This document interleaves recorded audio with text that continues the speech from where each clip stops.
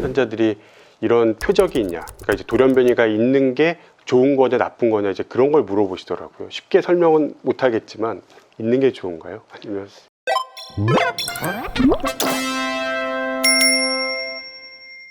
안녕하세요. 폐암학회 유튜브 채널 폐암 무엇이든 물어보세요입니다. 저는 사회를 맡은 삼성서울병원 폐식도외과 박성용입니다. 오늘은 종양내과 의사가 폐암의 표적 치료를 시행하면서 실제적으로 많이 나오는 질문들에 대해서 답하는 시간을 가져보도록 하겠습니다. 이전 영상에서 폐암 표적 항암제의 기초편이라고 할 수 있는 강은주 안희경 교수님의 유튜브를 먼저 보시고 오면 많은 도움이 될 것 같습니다. 교수님, 자기소개 부탁드립니다. 예, 안녕하세요. 저는 연세한병원 폐암센터에서 주로 항암 치료를 맡고 있는 종양내과 홍민이라고 합니다. 앞에 영상에서 설명들이 좀 나오긴 했는데 폐암에서 그 표적을 사용할 수 있는 표적과 그 약제가 어떤 것이 있을까요? 사실 이 분야는 굉장히 끊임없이 이제 변하고 있는 분야이고요. 이 영상을 촬영하고 있는 2022년 5월 시점에 맞춰서 이야기를 드려야 될 것 같습니다.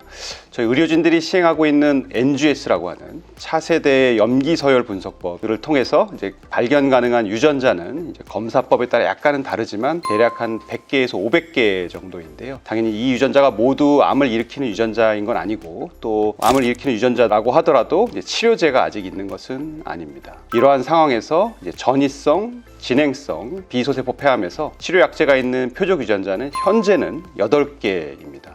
위에서부터 차례로 보시면 EGFR, KRAS, ALK, ROS1, NTRK 거기에 맞는 약제의 이름은 이제 다음과 같습니다. EGFR이라고 하는 유명한 유전자 돌연변이에 대한 약제는 이레사, 타세바, 지오트립, 비진프로, 타그리소, 렉나자 이렇게 6가지가 있고요. ALK 이것도 많이 들어보셨을 텐데 ALK에 관한 표적 항암제에는 젤코리, 자이카디아, 알렉센자, 알룽브릭 그리고 최근에 이제 로비큐아까지 있고 이런 표적 항암제의 중요한 특징은 이 약제의 대부분은 이제 먹는 약들입니다. 경구 약들이고요. 이 중에 이제 한 가지 약만 리브리반트라고 하는 엑손 20번에 관한 약만 이제 주사제입니다. 유전자 변이 옆에 보면 퍼센트가 실제 환자들에서 빈도를 말씀하는 거죠. EGFR이 한 30에서 50%. 그러면 로스1이나 비라프 같은 경우는 실제로 100명 환자 중에 1명 정도에서 발견된다고 이해를 하면 되겠네요. 예, 굉장히 드문 비율로 발견되는 변이들입니다. 이런 유전자 변이가 그러면 얼마나 이제 나오는가를 보면 동양과 서양이 굉장히 다른데요. 그래서 오른쪽 표가 이제 서양 거고 왼쪽 이스트에이시아가 이제 동양 건데 저희는 서양과 다르게 EGFR이라는 돌연변이가 굉장히 많습니다. 전체 한 반 정도를 차지하게 되고요. 그 다음에 이제 KRAS가 저기 보면 한 10% 정도 되는데 이 중에서 실제 약이 있는 KRAS 변이는 KRAS G12번C입니다. 이건 이 KRAS 변이 중에 반 이하거든요. 실제로 동양에서는 한 4에서 5% 정도 되는 것 같고요. 그래서 가장 흔한 것은 동양에서는 EGFR이고 ALK가 그 다음을 차지하고 그 다음에 KRAS 대략 한 1% 정도의 비율로 ROS1, MET, RET, BRAF 이런 것들이 나타나고 있습니다.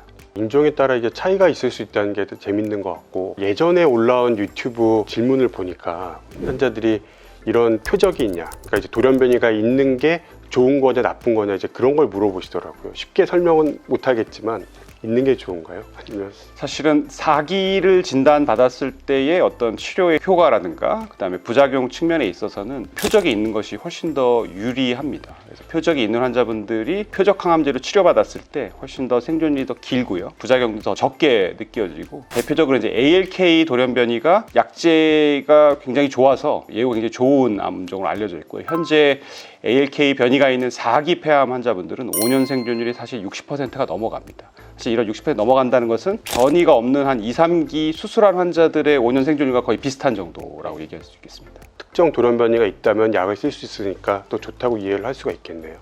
8가지 유전자 돌연변이에 대해서 말씀을 해주셨는데 이거 말고도 달리 이제 개발되고 있는 표적 치료제가 있을까요?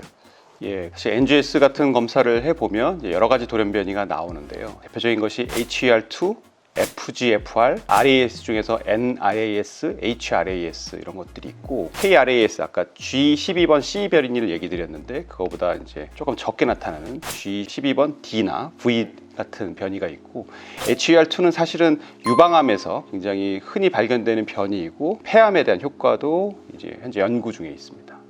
그러면은 이제 환자가 내가 이러한 돌연변이가 있는지 없는지를 어떻게 검사로 알 수 있는 거죠? 그래서 가장 중요한 것은 이제 암 조직이 필요하겠죠. 그래서 암 조직에서 어떤 분자 유전 확정 방법으로 이제 유전자 변이를 직접 찾거나 변이가 있을 때 발현되는 그런 단백질을 발견해서 찾게 됩니다. 병원마다 기관마다 약간 다르긴 하지만 4기 비소세포 폐암의 경우에 있어서는 가장 흔한 변이 EGFR, ALK를 필수적으로 검사를 하고요. EGFR은 코로나 때문에 굉장히 많이 들어보셨을 겁니다. PCR이라고 하는 방법으로 대부분 검사를 하고 ALK는 이제 단백질 발현을 검사하게 됩니다. 이외에 6가지 유전자 변이를 사실 PCR도 할 수 있고 뭐 다른 방법을 통해서 할 수도 있지만 워낙 비율이 적은 이런 변이이기 때문에 최근에는 이제 NGS라고 하는 차세대 염기서열 분석법 한 번 검사해서 거의 대부분의 유전자를 찾아낼 수 있는 이런 방법을 통해서 하고요. 물론 비용적으로 약간 비쌀 수 있어요. 그래서 만약에 원내에서 각 병원에서 하게 되면은 대략 한 40에서 80만 원 정도 하고요. 미국으로 이제 외주하는 경우에는 300만 원 이상 합니다. 그리고 또 하나의 문제는 이제 시간인데요. 검사를 보냈을 때 검사 결과가 돌아오는 타이밍이 짧은 기관에서는 2주 걸린다고 하지만 사실은 그런 기관은 많지 않은 것 같고 대부분은 4에서 8주 정도 소요되는 것 같습니다. 조직 부족 등으로 이제 검사하기 어려운 경우가 폐암에 있어서는 특히나 이제 다른 암종보다 더 많은 상황이고 그런 경우에는 이제 혈액을 통해서 혈액에 떠다니는 이런 유전자로 검사하는 방법도 있습니다. 물론 이제 모든 이런 비소세포 폐암, 모든 암에서 이제 혈액으로 유전자를 내는 것은 아니기 때문에 한계가 있긴 하지만 이제 워낙 체혈이라고 하는 것은 이제 간단한 방법이고요. 시간 소요도 적게 되기 때문에 이런 방법을 통하면은 조금 더 빨리 이런 변이를 찾아낼 수 있는 장점이 있습니다. 혈액으로 검사하는 게 조직과 비교했을 때 검출률이나 정확도가 좀 차이가 날 수가 있을까요? 예, 아까 말씀드렸지만 그 모든 암이 혈액으로 유전자를 발현하는 건 아니고요. 병기라든가 암종이라든가 암의 위치에 따라 다르겠지만 대략 한 25% 정도의 암은 혈액으로 유전자를 내지 않기 때문에 그 정도의 정확도가 떨어진다라고 얘기할 수 있겠습니다. 로스1이라든가 BRAF도 역시나 이제 PCR 같은 방법을 사용을 할 수는 있는데요. 그럼 각각을 저희가 검사 처방을 내고 거기에 대한 결과를 받아야 되기 때문에 뭐 1% 미만으로 나타나는 변이이기 때문에 비효율적인 그런 방법을 사용하지는 않고 NGS라고 하는 차세대 염기서열 분석법으로 한꺼번에 검사를 하게 됩니다. 그리고 표적 항암제가 주로 4기에서 사용이 되잖아요. 그러면 1기나 1기에서 3기까지는 표적 항암제를 사용을 하지 않는 건가요? 항암제라고 하는 건 이제 폐암뿐만 아니라 이제 대부분의 암종에서 이제 수술 불가 3기 아니면 4기에서 먼저 연구가 되고 이제 사용하게 되는데요. 이제 1, 2, 3기에 사실 대부분의 고형암의 표준적인 치료법은 수술입니다. 병 앞에서 사용하는 방법에 대해서 연구를 하게 되는데 타그리소가 비소세포 폐암 1기 후반에서 3기 환자를 수술했을 때 그 이후에 이제 보조요법으로 사용을 하였을 때 재발률을 극적으로 낮춘다라는 보고가 한 2년 전에 되었고요. 그러면서 이런 요법이 현재 승인되어 있고 대부분에 있어서는 이야기 주신 것처럼 뭐 1, 2, 3기암을 진단받았을 때 표적항암제 단독만으로는 사용하지는 않습니다. 그렇게 치료하지 않는 이유는 크게는 한 4가지 정도가 있을 것 같아요. 수술은 완치가 가능합니다. 띄어내면 완치가 가능하지만 표적항암제는 이제 암세포를 죽이긴 하지만 이제 완전히 사멸시키지는 못하거든요. 즉 완치가 이제 불가능하고요. 두 번째는 수술은 이제 1회만 시행하면 되지만 이제 표적항암제는 사실을 사용하게 되면 그 기간이 정해져 있지는 않습니다. 세 번째로는 표적항암제를 지속적으로 사용하게 되면 암세포가 모두 박멸하지 않고 남은 상태에서 결국에는 더 치료하기 힘든 내성 암세포주를 만들게 됩니다.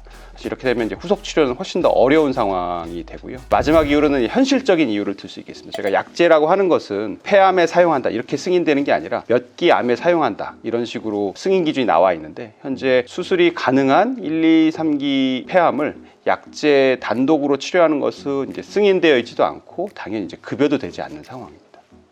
좀 전에 말씀하시면서 이제 내성에 대한 얘기를 해주셨는데 암세포가 다 죽지 않고 일부 남아서 내성을 일으킨다. 내성이 과연 뭐죠?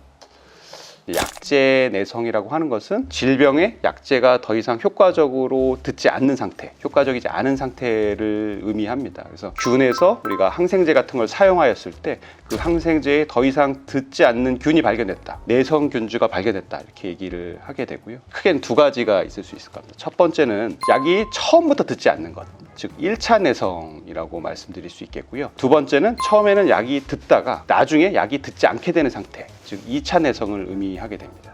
보통 표적항암제는 1차 내성이 적기 때문에 내성이라고 얘기를 하면 이제 획득 내성을 이야기하는 경우가 많은데요. 표적항암제를 잘 들었다. 한 1년 정도 사용하였는데 이제는 암덩어리가 다시 커지고 있다. 약을 바꿔야 될 것 같다. 라고 얘기하면 획득 내성, 즉 2차 내성이 생겼다고 생각하시면 되겠습니다. 그러면 이런 1차 내성, 2차 내성 이런 거는 왜 생기는 거죠? 1차 내성이 생기는 이유는 여러 가지가 있을 수 있는데, 그래서 EGFR 같은 변이 있어서 1차 내성, 즉 처음부터 약제가 안 듣는 경우는 대부분은 다른 돌연변이 같이 섞여 있기 때문이라고 현재는 알려져 있습니다. 그래서 P53 뭐 이런 유명한 종양 억제 유전자 같은 것이 변이가 있으면 약제가 잘 듣지 않는다고 되어 있고요. 획득 내성은 어떻게 보면 생명체가 살아가는 방법이라고 생각해 볼 수 있겠습니다. 그러니까 어떠한 약제를 사용해서 그 유전자를 막았더니 다른 유전자가 발현이 된다든가, 아니면 그 유전자 안에서 약제가 효과적으로 반응할 수 없게 만드는 어떤 메커니즘을 사용해서 내성이 생기고요. EGFR에 대한 내성은 굉장히 유명한 것으로 아마 환우분들이 알고 계실 거예요. 그래서 1, 2세대의 EGFR 표적항암제를 사용하면 T790M이라고 하는 이제 내성 돌연변이, 그것도 역시 EGFR 돌연변이거든요. 내성 환우분들의 한 50에서 60%에서 발생하게 됩니다. 그러면은 내성이 생겼는지 안 생겼는지는 어떻게 판정하죠? 다시 영상을 찍어봤는데 커지면 내성이 있다면 그렇게 생각을 할 수 있는 건가요? 진료 현장에서의 내성 판정은 이제 영상 검사를 바탕으로 하게 되고요. 주로 이제 여기서 영상 검사라고 하면 이제 CT를 의미를 하겠죠. 사실 이런 기준은 폐암에만 사용하는 건 아니고요. 모든 종양학에서 사용하는 공통적인 기준이 있고, 2022년 지금 현재로서는 2009년도에 만든 이런 기준을 사용을 하고 있습니다. 리시스트라 그래서 이 기준에 따르면 이제 길이의 총합이 가장 작았을 때보다 뭐 20% 이상 증가한다. 아니면 새로운 곳에 병변이 생겼다. 누가 봐도 이것은 이견이 없이 병변이 커졌다라고 하면 내성이라고 정의를 하고 있습니다.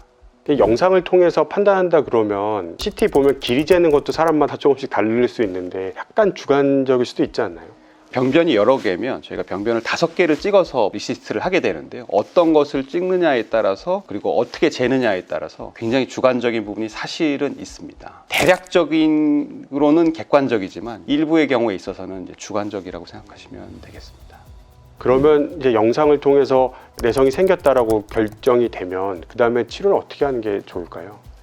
표적항암제 내성 시에는 이제 교과서적인 방법은 내성 메커니즘에 어떤 것이 생겼는지 확인을 하고 기존 약제를 유지하면서 그 다음 내성 메커니즘이 발견이 되면 거기에 맞는 치료를 하는 것이 표준적인 방법입니다. 현실적으로 한국에서는 그렇게 하기가 어려운 면이, 내성으로 우선 판정이 되면 비급여 투여 환자분들은 문제가 없을 거예요. 근데 급여로 투여하는 환자분들은 더 이상 약제를 추가적으로 처방하기가 어렵기 때문에 치료하기는 어렵습니다. 물론 이런 약제들은 대부분 경구약이에요. 그래서 약제가 보통은 남아 계십니다. 진료 현장에서 하는 얘기는 주로 남은 약을 드시면서 저희가 조직 검사도 해보고 피 검사도 해보고 다음 약을 찾을 때까지 좀 기다리셔라, 이렇게 얘기를 말씀드립니다. 임상시험으로도 이제 이런 표적항암제를 치료받는 분들이 계신데, 임상시험은 대부분 설계 자체가 영상적으로 객관적인 내성이 발생했어도 약제가 이득이 있다고 판단하면 약제를 지속할 수가 있습니다. 그래서 아까 얘기 드렸지만 급여로 약제를 복용하신 분들은 더 추가 처방이 어렵지만, 임상시험으로 약제를 복용하고 계신 분들은 추가로 처방해 드릴 수 있기 때문에 이런 것이 임상시험의 장점이라고도 얘기 드릴 수 있겠습니다. EGFR에 대해서 좀 얘기를 해보면 종류가 여러 가지가 있는 것 같고, 저는 흉부외과 의사로서 너무 복잡하거든요. 뭐가 뭔지 좀 설명을 좀 해주실 수 있을까요? EGFR 유전자는 그 단백질을 만드는 이제 엑손이라고 하는 부분이 있는데요. 폐암을 일으키는 EGFR 변이는 이제 엑손 18번, 19번, 20번, 21번에 나타나는 변이고요. 사실은 여기에 나타나는 변이는 수십 가지이긴 한데 가장 흔한 것은 이제 엑손 19번의 삭제 변이, 그다음에 엑손 21번의 L858R이라고 하는 변이가 있고, 858번째의 아미노산이 류신이라는 거, L에서 알지닌, R로 바뀌는 이런 변이입니다. 아무튼 두 가지 변이가 전체 EGFR 변이의 한 90% 정도를 차지하고요. 나머지 10% 정도가 이제 흔치 않은 변이라고 얘기를 드리고, 하나는 엑손 18번에 이제 G719번 뭐 변이가 있고요. 또 20번에 768번 변이가 있고, 그다음에 엑손 21번에 L861Q라는 이런 변이가 있습니다. 또 하나는 이제 엑손 20번에 삽입 변이라고 말씀을 드립니다. 첫 번째 그룹, 흔한 EGFR 변이보다는 EGFR 표적항암제 치료 효과가 그래도 떨어지는 것으로 나타나 있지만 그래도 효과가 있는 분들은 있거든요. 현재 승인되어 있는 약제는 이 6가지 아까 말씀드렸던 EGFR 표적항암제 중에서 이제 지오트립이 가장 효과가 좋다라고 되어 있어서 지오트립으로 아마 치료하게 되실 거고요. 두 번째 그룹인 엑선 20번 삽입 변이는 대표적으로 EGFR 표적항암제에 효과가 없는 이런 내성 돌연 변이입니다. 완전히 새로운 약제를 사용해야 되고요. 주사제로 아미반타맵, 저희가 상품명으로 리브리반트라는 약이 있고 국내에서는 승인되지 않았지만 이제 모버서티닙이라고 하는 이제 경구약도 있습니다. 물론 이 약도 조만간 국내 승인이 될 것이라고 생각됩니다. 실제로 임상 현장에서는 우리가 처방을 할 수 있냐 없냐가 환자에게 도움이 되냐 안 되냐도 관련이 있지만 이게 보험으로서 인정이 되냐 중요한 이슈일 것 같은데, 그러면 표적 유전자 그리고 항암제 그리고 이게 처방이 가능한 건지 급여가 되는 건지에 대해서 좀 정리를 해주실 수 있을까요? 위에 5개의 유전자는 이제 급여가 되는 상황이고요. 밑에 3개의 유전자는 이제 급여가 되지 않는 상황이라고 생각하시면 되겠고, 물론 약제들 중에서는 뭐 어떤 약제는 아직은 급여가 안 되는 약도 있습니다. 그래서 대표적으로 보시면 EGFR 변이, 즉 흔한 EGFR 변이에 대한 약제는 잘 알려진 이레사, 타세바, 지오트립, 비진프로까지는 우선 1차 치료에서 급여가 되고요. 또 1차 치료에서 승인받았지만 급여가 되지 않는 약은 이제 타그리소가 있습니다. 국내 약인 렉라자는 아직 1차 치료에서는 승인받지 않았고요. 2차 치료하면서 이제 T790M이 나온 경우에 있어서는 타그리소와 동일한 이제 급여 기준을 갖고 있고, 1, 2세대 EGFR 표적항암제를 사용하다가 내성이 와서 그 내성 메커니즘이 T790M인 경우에는 렉라자라든가 그다음에 타그리소를 급여로 사용을 할 수가 있습니다. 엑선 20번 변이는 아까 리브리반트를 말씀을 드렸는데 아직은 급여가 막 승인이 됐어요. 한 3개월 전에 승인이 됐고 급여는 되지 않는 상황이고요. 드문 EGFR 변이 중에 719번, 768번 이런 것들이 있다고 얘기 드렸는데 여기에 있어서 이제 지오트립은 급여가 되고, ALK 변이에 있어서는 사실은 1차 치료는 다 급여가 됩니다. 이제 젤코리, 자이카디아, 알렉센자, 알룽브리까지는 급여가 되고요. 로비큐아는 아직은 1차 치료에서 국내 승인을 받지는 못했습니다. 아마 조만간 받을 것 같은데요. 현재 2차에서만 가능하고 2차도 아직은 비급여이기는 합니다. 그리고 ROS1은 약제가 2가지가 있는데요. 그래서 젤코리가 있고 그 다음에 로즐리트렉이라는 약이 있는데 젤코리만 현재 급여가 되고요. BRAF는 이제 2가지 약을 복용을 하게 되는데요. 라핀나 이제 메큐셀이라고 하는 이런 약제이고 급여가 되고요. NTRK, 사실 이게 급여된 지 이제 한 달밖에 되지는 않았습니다. 그래서 ROSO에서 나왔던 로즐리트렉이라는 약과 비트락비라고 하는 한 달 전부터 이제 급여가 돼서 사용 중에 있고요. 맷 엑손 14번 결손 변이, 그다음에 RLT, KRAS G12번 C 같은 경우에 있어서는 약제들이 승인이 되어 있긴 하지만 아직은 급여가 되지는 않는 상황입니다. 최근에 면역 항암제도 많이 사용을 하고 있는데 EGFR이나 ALK 같은 표적에 있는 경우는 면역 항암제를 잘 쓰지 않잖아요. 그 이유는 왜 그럴까요? 변이가 있는 경우에도 물론 면역항암제의 사용은 가능은 하긴 하지만 이제 표적항암제보다는 효과가 굉장히 많이 떨어집니다. 이제 특히나 EGFR ALK 변이 같은 경우에 있어서는 1차 치료는 표적항암제가 면역항암제보다 뭐 효과가 훨씬 더 크고요. 이러한 이유로 가능한 표적이 있는 분들은 표적항암제를 오래오래 유지하는 것이 좋고, 승인이나 이제 급여 때문에 세포독성 항암제를 사용하고 나서 이제 면역항암제를 사용하는 것이 주로 권고가 됩니다. 그래서 보통은 뭐 EGFR 변이가 있다? 그럼 EGFR 표적항암제를 사용하고 나서 효과가 없으면 그 다음에 세포독성 항암제를 사용하고 그 다음에 면역항암제를 사용을 하게 되고요. 만약에 표적항암제를 소진하고 나서 바로 면역항암제를 사용하고 싶다라고 얘기를 주시면 비급여 사제요법 밖에는 현재는 사용할 수가 없어요. 그래서 대장암에서 사용하는 이제 아바스틴이라고 하는 약제가 있고, 면역항암제 중에 티센트릭, 세포독성 항암제 중에 이제 파크리탁셀, 뭐 카보플라틴 이렇게 4가지 비급여로 사용을 하게 되는데 비용 대비 효과가 이렇게 아주 좋지는 않은 상황이어서요. 저희가 경제적으로 이제 아주 여유가 있는 경우에만 추천을 드립니다. 표적 항암제와 관련해서 환자들에게 이제 하시고 싶은 말씀이 있으면 좀 부탁을 드릴게요. 표적 유전자, 그 다음에 치료제의 종류가 이제 늘어남에 따라서 이제 표적이 있는지 없는지를 확인하는 것이 굉장히 중요합니다. 현실적으로 표적을 찾는 이제 가장 좋은 방법은 NGS인데, 이제 NGS는 뭐 비용이라든가 걸리는 시간 때문에 제가 모든 환우분들한테 해드리진 않고 있고요. 표적 검사를 했는데 표적이 없다라고 이야기를 들은 경우에는 비용이 발생하시더라도 적극적으로 조직을 통한 NGS, 혹시 조직이 부족하다면 혈액을 통한 NGS를 하는 것을 이제 권유를 드립니다. 예, 오늘 영상이 도움이 되셨다면 폐암학회 유튜브 채널 구독, 좋아요, 알람 설정 부탁드리겠습니다. 감사합니다.